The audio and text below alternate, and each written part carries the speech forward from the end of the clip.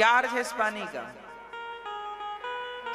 भगवान का नाम जपने का जब मन हो जाए, घुटनों में दर्द है और पांव से चला नहीं जाता, जब लंगड़े हो गए तब विचार आया कि चारों धाम की यात्रा कर लेते, तो अब यात्रा का विचार आया पर क्या करो, अब तो पांव ही साथ नहीं दे रहे हैं, तो अब विचार आया पर देर बहुत हो गई है। ये विचार तब आ जाता जब आपके पांव सलामत थे, ये विचार तब आ जाता, विचार आया कि चलो बिहारी जी का दर्शन कर लें, पर कब विचार आया, बोले जब आंखों से कम दिखने लगा। अब पछताए होत क्या जब चिड़िया चुग गई खेत, अब बहुत देर हो गई। इसलिए कहता हूं कि देर ना हो जाए, कहीं देर ना हो जाए। हाँ, कहीं देर ना हो जाए, कहीं जागने में देर ना लगा देना, नहीं तो बहुत देर हो जाएगी, कुछ हाथ लगने वाला नहीं। इसलिए कहता हूं समय रहते सब कर लेना, भागवत की नौका में सवार हो जाना, जितना अच्छा कर सको उतना अच्छा कर लेना। अरे बुरा करने के लिए तो बहुत जन्म पड़े हैं, अच्छा तो हम केवल मनुष्य के तन से ही कर सकते हैं, बाकी बुरा करने के लिए तो बहुत सारा। शेर, एक बकरी ने बच्चे को जन्म दिया, एक बकरी ने बच्चे को जन्म दिया और तभी शेर आ गया। बकरी ने कहा भैया शेर, मेरा अभी अभी बच्चा जाया है, मैंने छोटा है, अभी मेरा दूध भी नहीं पिया, इसे तो छोड़ दे।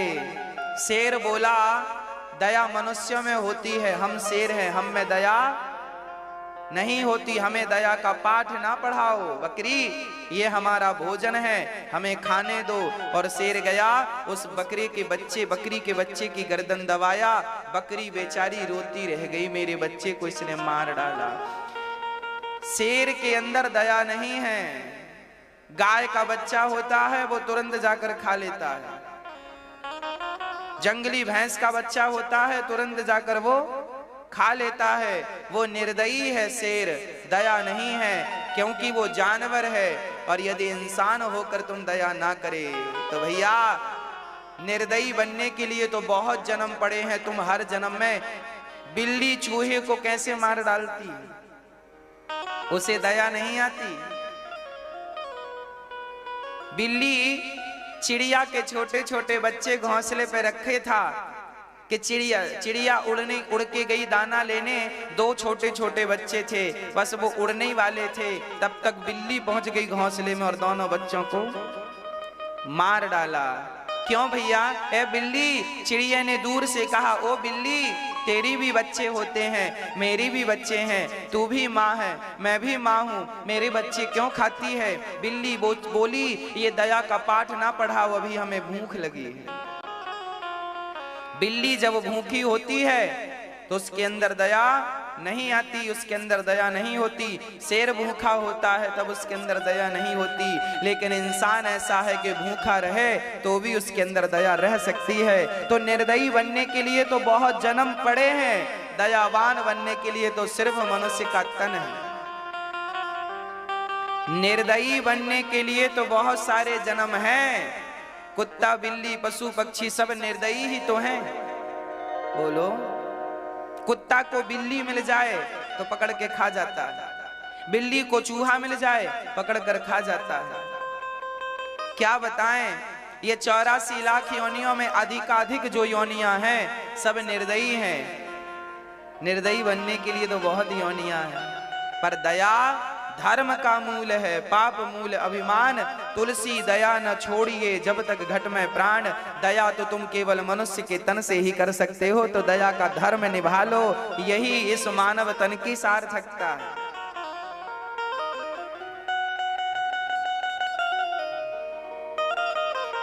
आज मैंने गाय से कहा कि गाय कुछ बोल, आज हम तुमसे बात करना चाहते हैं, बताओ।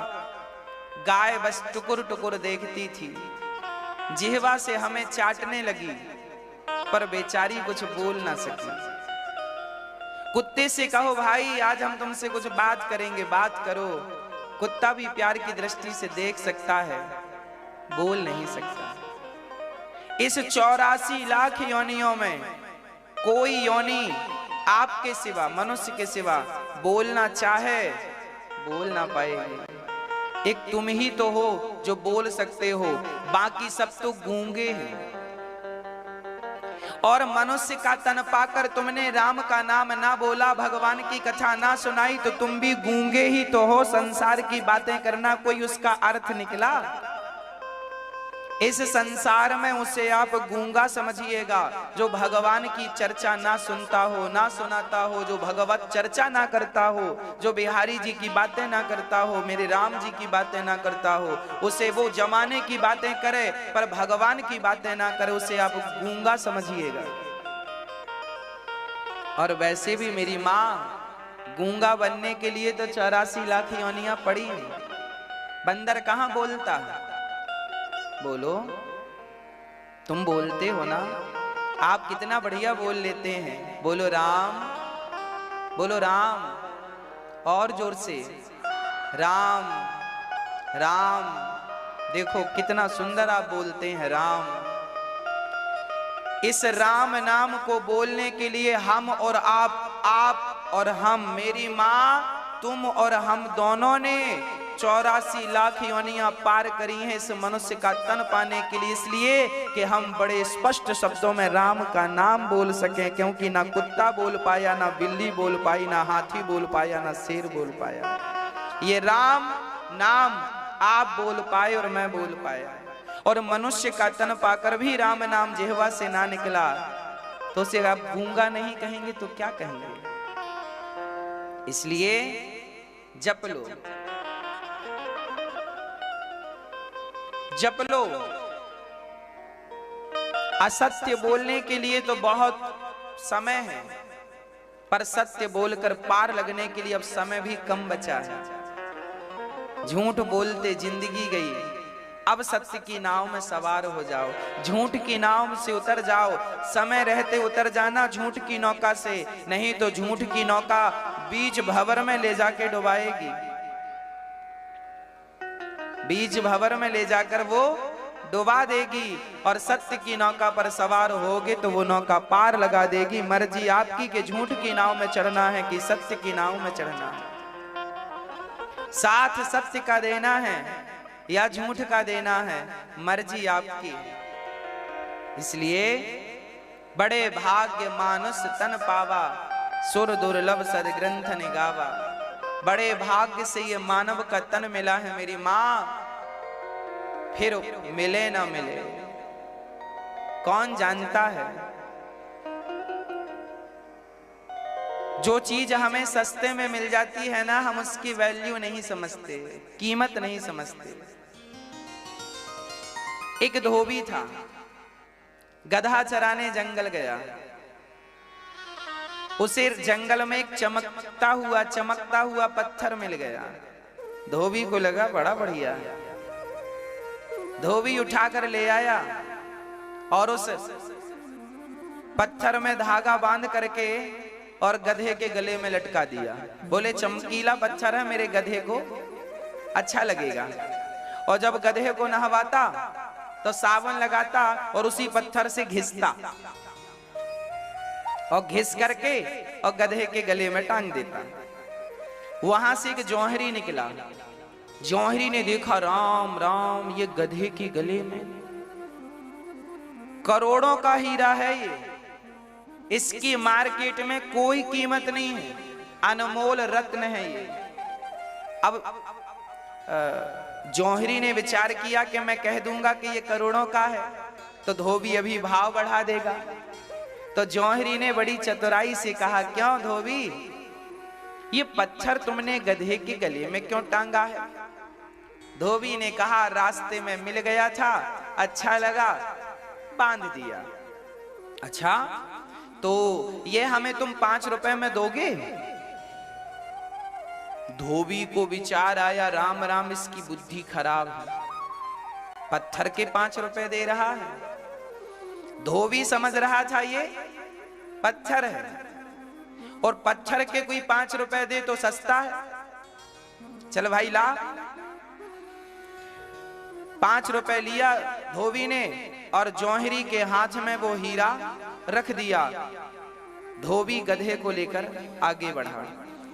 जौहरी के हाथ में जैसे ही वो हीरा आया, वो हीरा टूट कर चटक कर टुकड़े टुकड़े हो गया।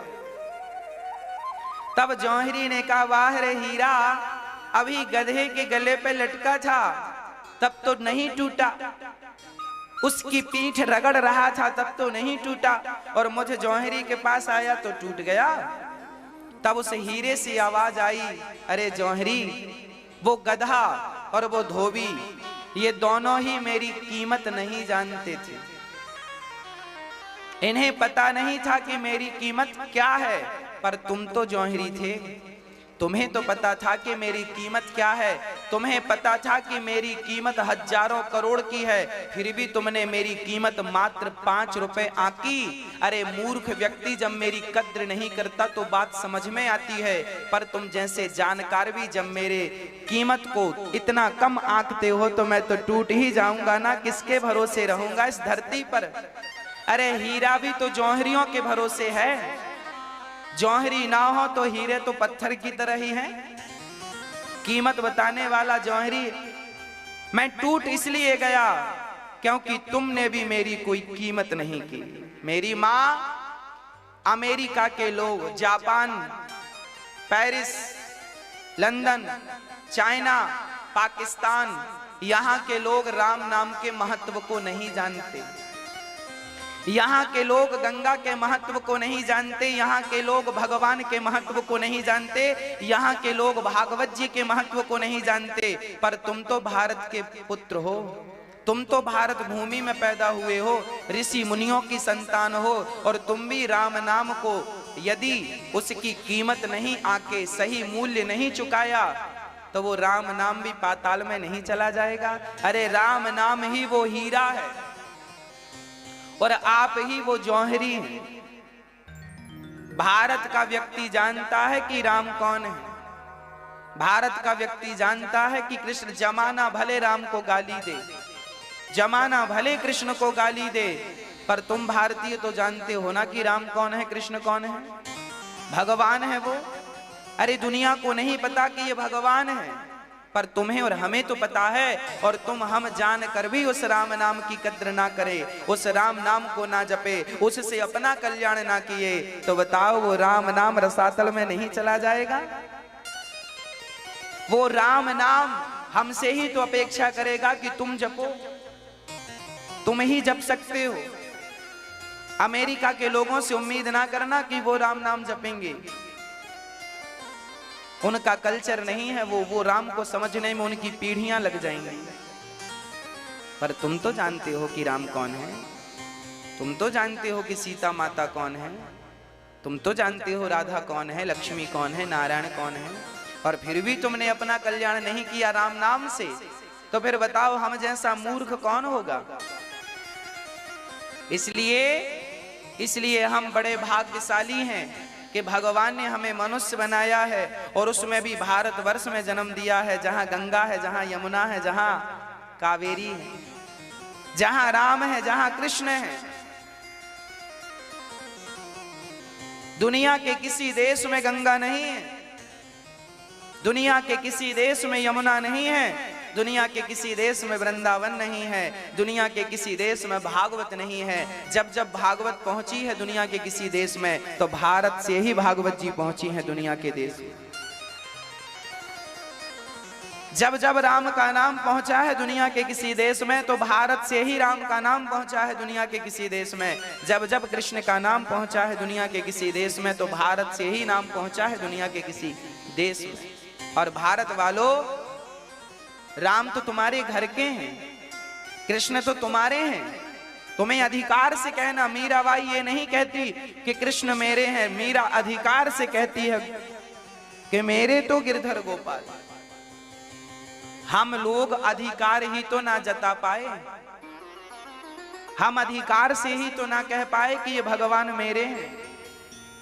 जिस दिन कह दोगे मेरी मां अधिकार से कि कृष्ण तुम मेरे हो, उसी दिन कृष्ण तुम्हारे सामने प्रकट हो जाएंगे। जिस दिन अधिकार से कह दोगे कि ये मेरे हैं, विडंबना तो ये है कि आपके 70 साल की उम्र में, आपके 80 साल की उम्र में आपने एक बार भी अधिकार से नहीं कहा कि ये कृष्ण मेरे हैं।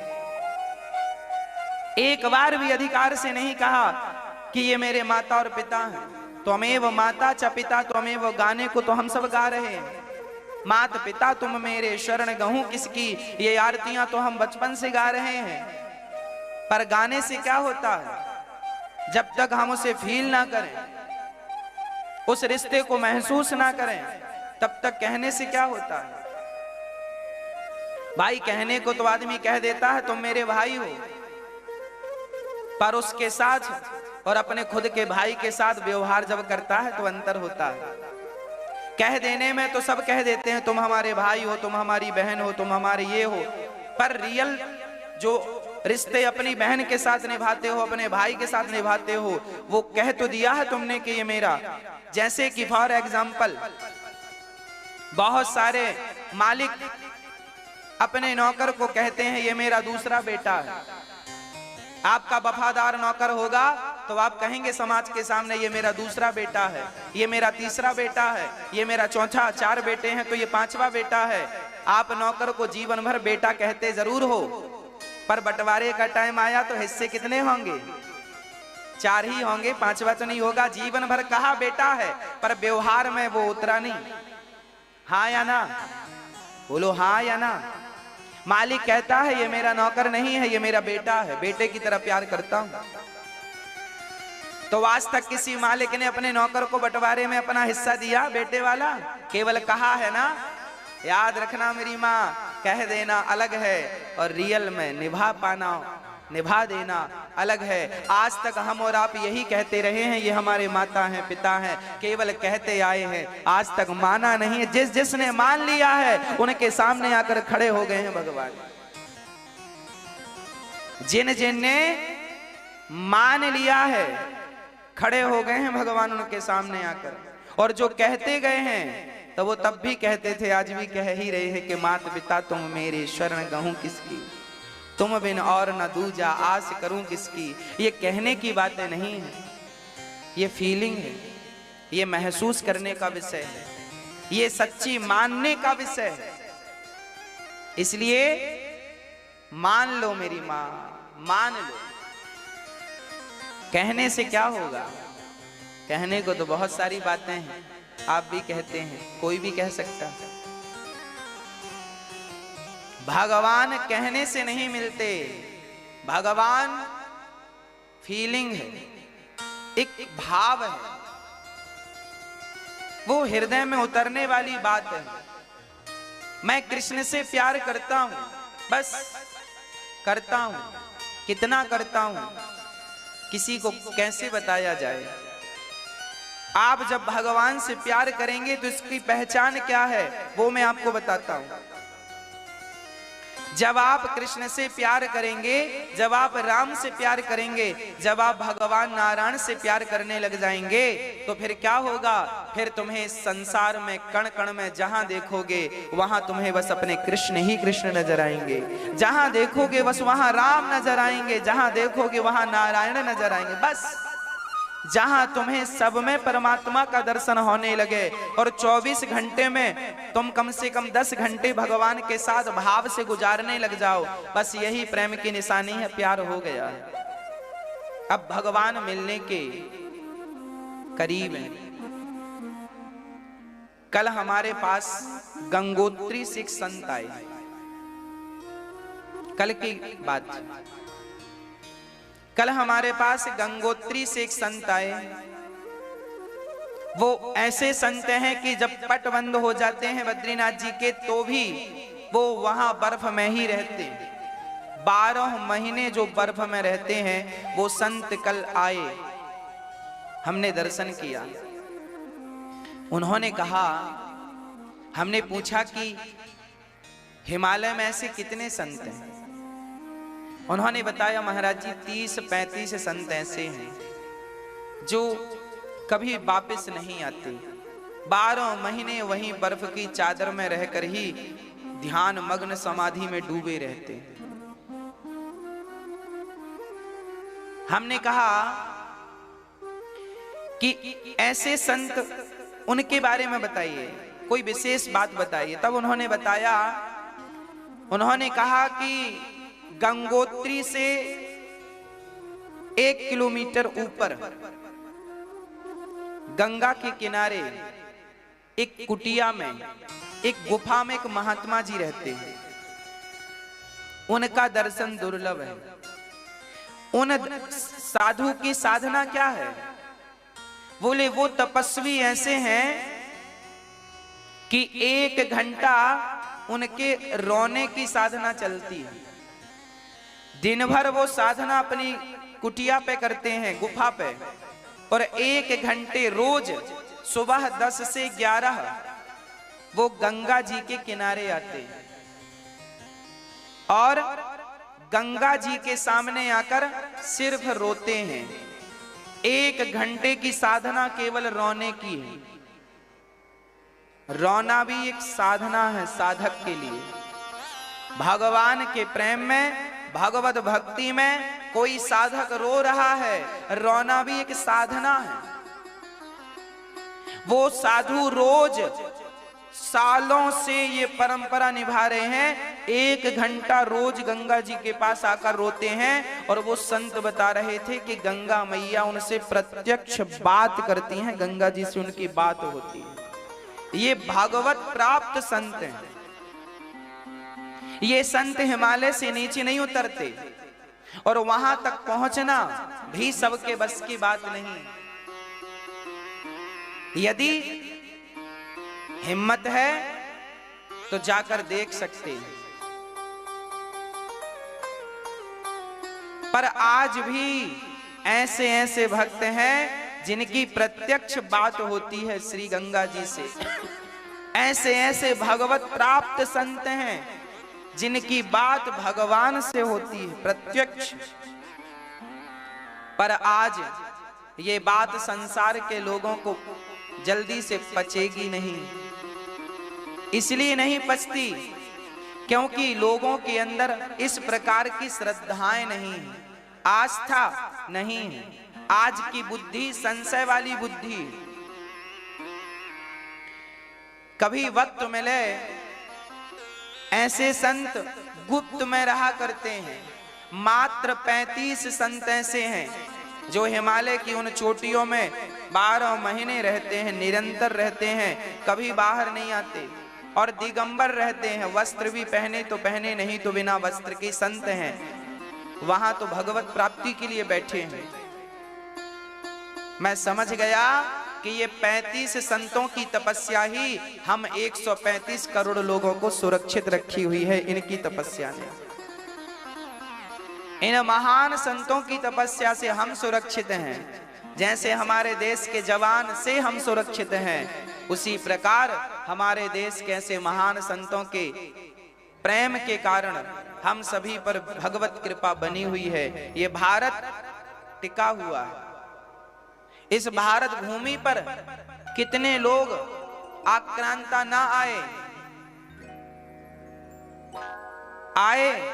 भारत पर आक्रमण किया। कभी अंग्रेज आए, कभी मुगल आए, लाखों हिंदुओं को कत्लेआम किया, करोड़ों हिंदुओं को मारा। दुनिया में बहुत सारे लोग अपना अस्तित्व मिटा चुके हैं, पर ये सनातन धर्म का अस्तित्व मिटाने वाले 1000 बार आए, 1000 बार आक्रमण हुआ, पर सनातन धर्म का अस्तित्व इसलिए नहीं मिटा क्योंकि कुछ संत अभी भगवत प्राप्ति में लगे हुए हैं। उनकी तपस्या से हम सब सुरक्षित हैं। कहते हैं बाढ़े पूत पिता के धर्मा, कहावत बड़ी प्रसिद्ध है। बाढ़े पूत पिता के धर्मा, इसका अर्थ क्या है? इसका अर्थ यही है कि पिता धर्मात्मा होता है तो पिता के धर्म के कारण उसके पूत मतलब बेटा, उसका बेटा बढ़ता है, मतलब तरक्की करता है, समृद्धवान बनता है, नाम कमाता है।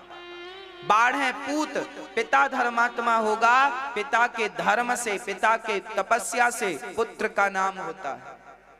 पिता धर्मात्मा होगा, तपस्वी होगा, उसकी तपस्या का फल उसके बेटे को मिलेगा। उसी प्रकार ये साधु संत हम सबके माता पिता की तरह हैं, पालनहार हैं। इन संतों की तपस्या के कारण हम भारतवासी फल और फूल रहे हैं, इन संतों की तपस्या के कारण। इसलिए धोखे से भी किसी साधु का अपमान ना कीजिएगा, धोखे से भी किसी महात्मा का अनादर ना कीजिएगा। हम सम्मान नहीं कर सकते तो अपमान क्यों करें? जीवन में एक बार हमारे घर में कोई भीख मांगने आ जाए, पहली बार आया है और लोग पहली बार में दुत्कार देते हैं, अरे कमा कर नहीं खा सकता, बड़ा हट्टा कट्टा है। तो मुझे ये बताओ, तुमने उसे कितनी बार खिलाया है? आज पहली बार देने का मौका आया तो दिया कुछ नहीं और मुंह और चला दिया, दी एक रोटी नहीं और बातें गठरी भर कर दी। एक दिन देने में सीधा मना कर दो ना कि हम तुम्हें नहीं देंगे, बकबक करने की क्या जरूरत है? उपदेश क्यों देते हो कि कमा के खा नहीं सकता? तुम क्यों कहते हो ये? अरे साधुओं की साधना होती है, मधुकरिया साधना होती है। मधुकरिया जानते हैं? मधुकरिया साधना बोलते हैं जैसे मधुमक्खी हर पुष्प से जाकर रस इकट्ठा करती है मधुमक्खी, उसी प्रकार साधु संत थोड़ा थोड़ा मांगते हैं और मांग करके माना कि आज समाज में कुछ ऐसे लोग हैं जो ऐसे का गलत उपयोग करते हैं, पर सब तो नहीं। उन कुछ के चक्कर में सही भी आपके घर आ जाए महात्मा, कोई सच्चा महात्मा, तो आपको तो लगेगा ये भी पाखंडी है और उसे भी आप दुत्कार देंगे। ना जाने किस रूप में नारायण मिल जाए। इसलिए सब में भगवान का दर्शन करते हुए, सबका सम्मान करते हुए, उन्हें जो बन पड़े दाल चावल रोटी जो भी आप श्रद्धा से देते हैं वो देते रहिएगा। कुछ साधु ऐसे हैं जो मधुकरिया करते हैं, मधुकरी करते हैं। मैं भी जब मेरी उम्र होगी, मैं भी जब साधु बन जाऊंगा तो मैं भी मधुकरिया करूंगा। मधुकरिया का मधुकरी का अर्थ क्या होता है? घरों में जाकर के थोड़ा थोड़ा मांग लेना।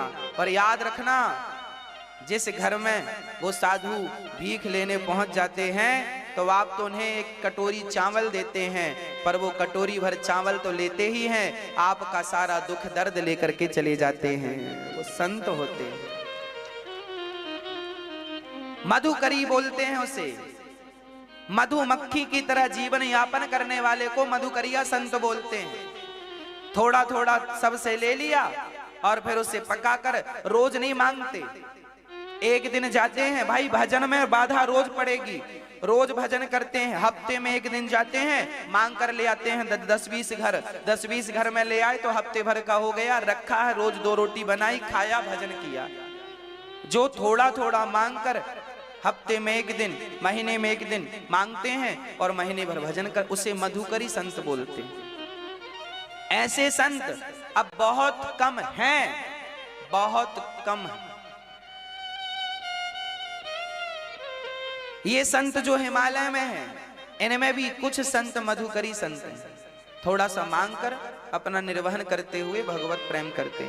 भाई भजन करने के लिए भी तो पेट में रोटियां होना जरूरी है, कहो। फिर वो उच्च कोटि की स्थिति में जब कोई पहुंच जाता है तो फिर तो ध्यान लग जाता है, तो महीनों के लिए समाधि लग जाती है, फिर तो वहां रोटी पानी की जरूरत नहीं पड़ती। वो एक आखिरी स्थिति है, उस स्थिति तक भी पहुंचा जा सकता है, पर उस स्थिति तक पहुंचने के लिए अभ्यास करना पड़ता है थोड़ा थोड़ा। पहले खाओ, फिर पहले रोज खाओ, फिर 3 दिन में एक बार खाओ, फिर 6 दिन में एक बार खाओ, फिर 15 दिन में एक बार खाओ, फिर 1 महीने में एक बार खाओ, फिर 6 महीने में एक बार खाओ, फिर साल में एक बार खाओ, फिर धीरे धीरे खाना पीना छूट जाता है। ये स्थिति धीरे धीरे, एकदम से स्थितियां नहीं आती। ध्रुव जी ने भी ऐसे ही किया था। 3 महीने में 3 दिन में एक बार खाते थे, फिर 6 दिन में एक बार खाते थे, फिर 9 दिन में एक बार खाते और भगवान का चिंतन करते थे। ऐसी कठिन साधना करनी चाहिए। अभी तो मैं आप माताओं की सेवा में लगा हूं, जब मेरी उम्र हो जाएगी तो मुझे भी आप सभी की सेवा का दायित्व तो पूरा करके मुझे भी यही जीवन जीने जाना है। क्यों जाना है?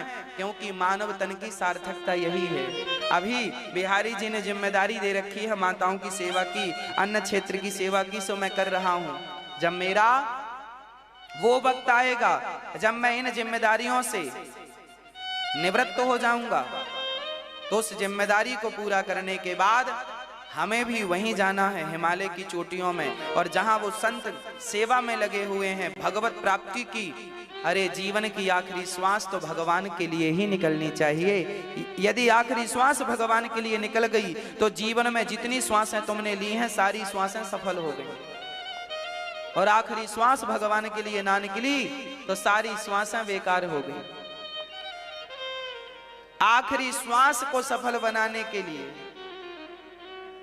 उस स्थिति तक पहुंचने के लिए साधना करनी पड़ती, साधना के लिए तैयार रहना पड़ता है।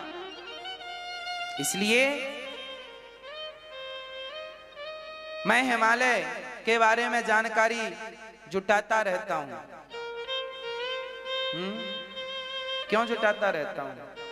क्योंकि आखिरी वही है, वहीं जाना है, वहीं भगवत भक्ति। संसार में आप जब तक जिम्मेदारियों में हैं निभाइए नहीं। कर्मण्यवाजी का रास्ते, पहले अपना कर्म कर, अपने कर्म को करता हुआ ईमानदारी से, भगवत भक्ति करता हुआ ईमानदारी से। जब तक आप लोगों को बिहारी जी ने अवसर दे रखा है, जाओ, पहले बिहारी जी ने मुझे एक जिम्मेदारी दी है, जाओ पहले भारत के संपूर्ण प्राणियों में भगवत प्रेम जगाओ। और जब आप सभी में भगवत प्रेम जाग जाएगा, जब आप सभी की आंखों में बिहारी जी को पाने की आंसू होंगे और लालसा होगी, तब मेरा इस धरती पे आने का उद्देश्य पूरा हो जाएगा और बस वो यात्राएं चालू हो जाएंगी। हर व्यक्ति इस धरती पर किसी न किसी उद्देश्य के लिए आता है। हर प्राणी इस धरती पर किसी न किसी उद्देश्य की पूर्ति के लिए आता है। बात ऐसी है कि कुछ अपना उद्देश्य याद रखते हैं तो कुछ अपना उद्देश्य भूल जाते हैं। संसार का प्राणी संसार की आपाधापी में पड़कर अपने उद्देश्यों को भूल चुका है। तुम क्यों आए हो इस संसार में, क्यों जन्म लिया है तुमने, सब भूले पड़े हैं। जिन्हें याद है वो अपने उद्देश्य की ओर आगे बढ़ रहे हैं, और हमारा अंतिम लक्ष्य है भगवत प्राप्ति, भगवत प्राप्ति, भगवत प्राप्ति। बस पहला लक्ष्य भी वही, आखिरी लक्ष्य भी वही। अभी समाज में रहकर, आपके मध्य रहकर, आपको कथा सुनाकर आपके हृदय में भगवत भक्ति जगाना, ये मेरा उद्देश्य है। फिर वो जो संत बैठे हैं, उन संतों की तपस्या से हम सुखी हैं, आप सुखी हैं। बस हम सभी को भी ऐसी तपस्याएं करनी चाहिए। भगवान की पावन चर्चा जितनी हम कर सकते हैं कर लो।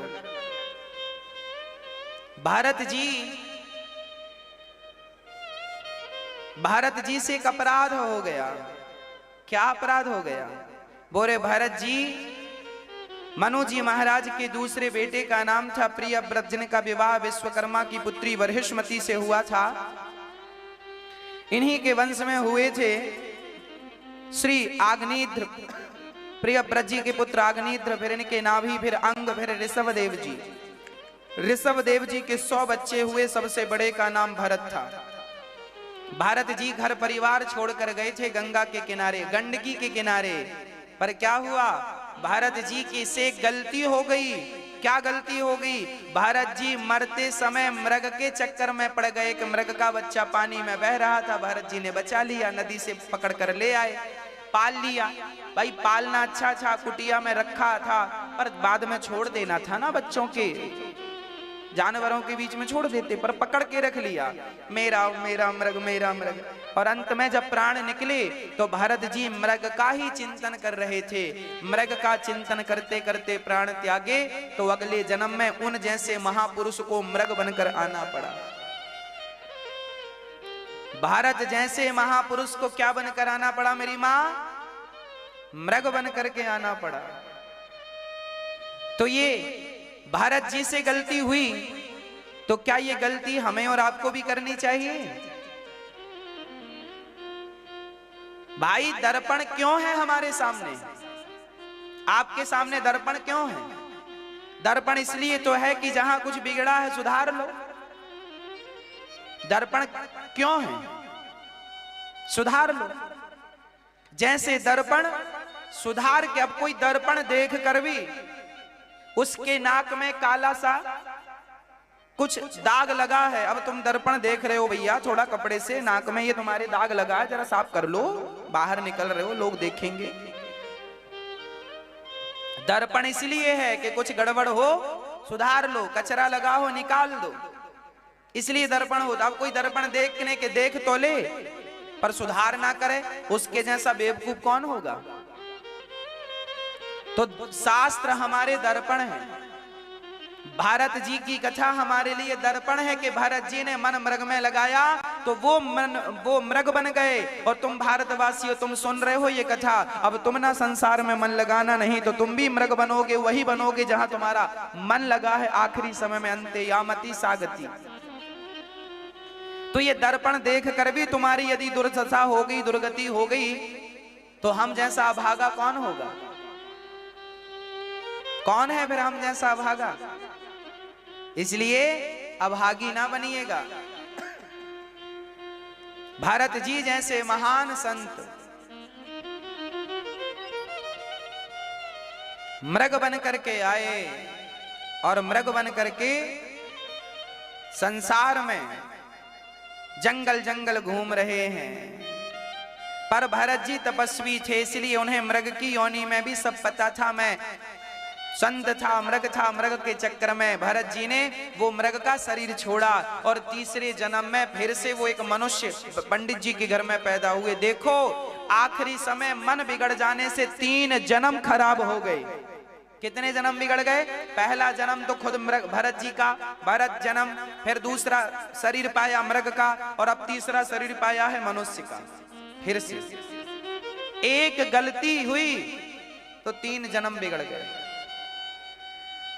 और भारत जैसे साधु, भारत जैसे ज्ञानी की ये हालत है, तो हम जैसे मूर्खों की पता नहीं क्या हालत होगी।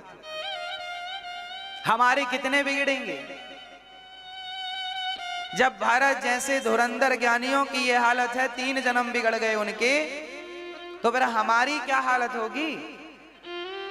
हम तो भरत जी के चरणों की धूल भी नहीं है, परंतु दर्पण है भरत जी हमारे लिए। वो गलती हुई तुम ना करना।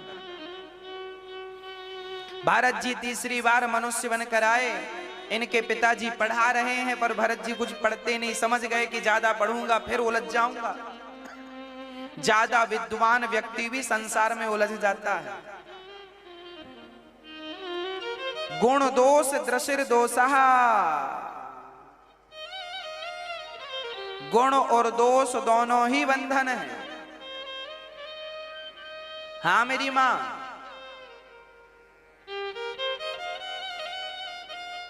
ज्यादा ज्ञानी हो जाए कोई, उसे भी अहंकार आ जाता है। भारत जी को लगा मैं ज्ञानी नहीं बनना चाहता, पिछली बार बड़ा ज्ञानी था तो मृग के चक्कर में फंस गया, इस बार ज्ञानी बनूंगा पता नहीं कहां फंसूंगा। भरत जी ने बोले ही नहीं, गूंगे रहने लगे। लोग कहते हैं जड़ है, मूर्ख है, नाम ही रख दिया दुनिया ने जड़ भरत। क्या नाम पड़ा? जड़ मीन्स मूर्ख, मूर्ख है ये, नाम पड़ा जड़ भरत। और मैं आपसे कह दूं मेरी मां, ज्यादा ना बोला करो। आप लोग ज्यादा होशियार बनते हैं। हम लोगों को देखते हैं ट्रेन में बैठे हैं और 2 लोगों की बातें चल रही हैं तो तीसरा भी कूद पड़ता है। वो कहता है हमसे सुनो, हमें सब पता, जिस सब्जेक्ट की तुम बातें कर दो। सुनता कोई नहीं है, जबरदस्ती ज्ञानी बन रहा है। क्या जरूरत थी तुम्हें कूदने की? चुपचाप बैठे रहते, भगवत चिंतन करते। कहां तुम मूर्खों के कौओं के बीच में कूद रहे हो? और वार्तालाप से, बात विवाद से होगा क्या? क्या पालोगे तुम? आज का हर व्यक्ति यही चाहता है कि वो अपने आप को ये सिद्ध करना चाहता है कि मैं भी सब जानता हूं। आज हर व्यक्ति यही तो सिद्ध करना चाहता है कि मैं मूर्ख नहीं हूं, मैं भी सब जानता हूं। कहीं वकालत की बात चलती होगी और कोई वकील बैठा होगा, एडवोकेट, वो कूद पड़ेगा, साहब ये धारा तुम नहीं जानते, हम पढ़े हैं, जानते हैं। अरे तो भैया ये ट्रेनों में, ये संसार की पंचायत में क्यों माथा पच्ची कर रहे हो? जज के सामने कचहरी में केस लड़ो ना। ये ट्रेन में वार्तालाप करने से, व्यर्थ की बातें करने से, वो कहेगा तुम गलत हो, वो कहेगा नहीं तुम्हें ज्ञान नहीं हो। लो, कई बार तो बातों बातों में विवाद हो जाता है। ऐसे झंझट में, ऐसी उलझन में नहीं पड़ना चाहिए। सार तत्व यही है कि जब भी वक्त मिले आंख बंद करो और भगवत चिंतन करते रहो, भगवान नाम जपते रहो, आध्यात्म से जुड़े रहो, श्याम सुंदर से जुड़े रहो, बिहारी जी का चिंतन बना रहे, लक्ष्मी नारायण का चिंतन बना रहे, भगवान नारायण के चतुर्भुज रूप का पावन सा दर्शन करते रहो। यही आपके समय की सार्थकता है। एकांत में बैठो, इसका चिंतन करो। दोस्तों, अगर यह वीडियो आपको अच्छी लगी हो और कुछ नया सीखने को मिला तो लाइक जरूर करें। कमेंट में बताएं कि आपको सबसे अच्छी बात क्या लगी। ऐसी और रोचक वीडियो देखने के लिए हमारे चैनल को सब्सक्राइब करें और बेल आइकन दबाएं ताकि कोई भी नया वीडियो मिस ना हो। फिर मिलते हैं आपसे नए वीडियो में, तब तक के लिए